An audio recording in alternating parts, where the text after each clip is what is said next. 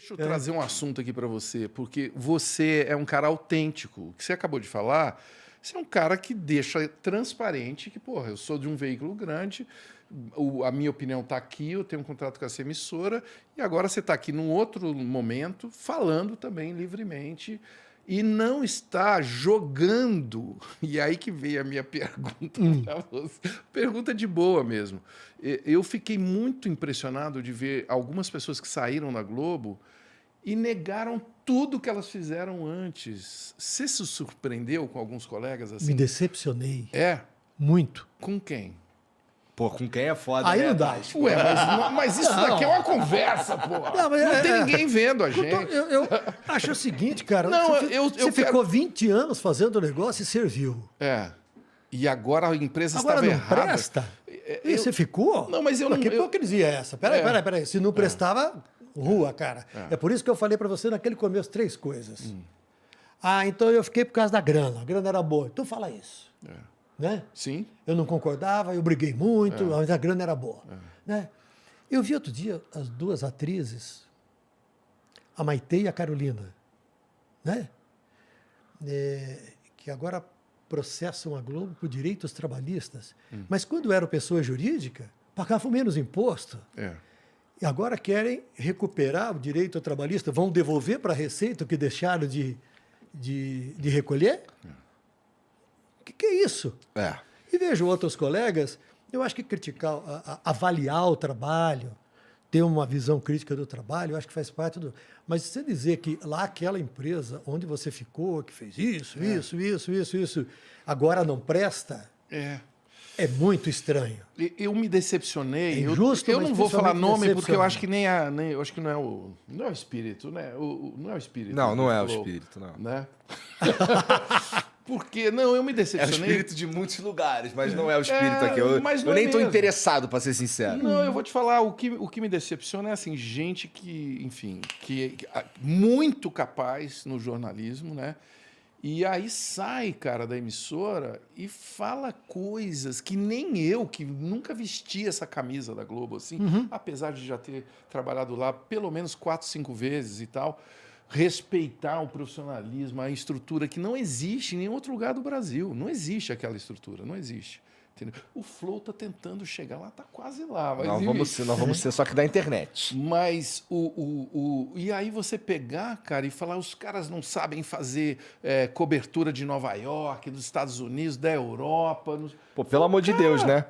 Porra, Aí você é ir ficou longe demais. 30 anos lá, cara, fazendo isso e agora tá falando... isso. Então a culpa né? é sua, você É que não isso. fazer direito, né? Não, assim, eu me parece que é uma coisa assim de amargura, né? Um rancor, não sei. Você sabe que existem algumas pessoas...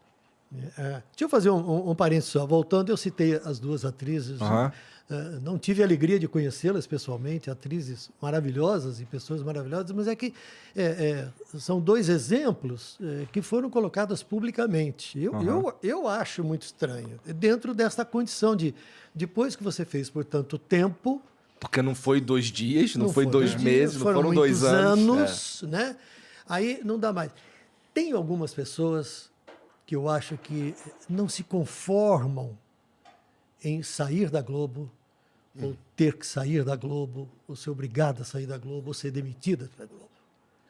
Porque elas se consideram grandes, e que aquilo é inaceitável. Né?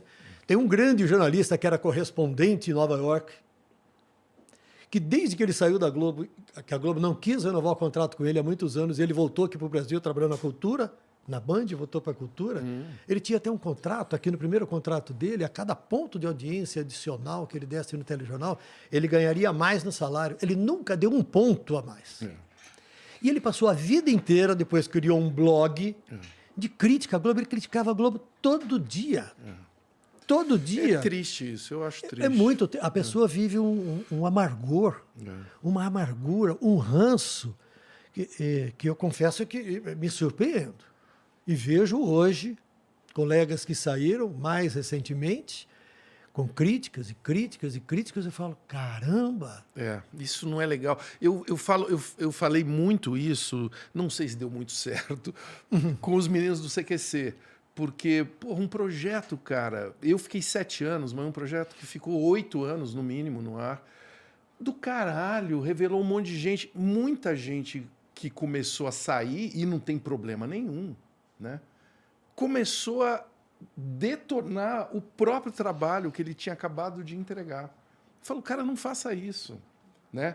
Quase como uma negação para talvez falar, não, eu sou tão foda que eu vou agora falar mal daquilo que me revelou, né? Eu falo, cara, não faça isso, né?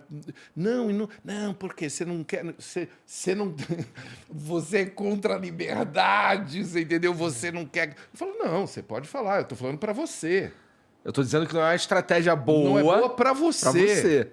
Não é boa para você, porque você vai passar o resto da vida sendo o cara amargurado que saiu de um projeto super bem sucedido, que não tem como negar, é um fato.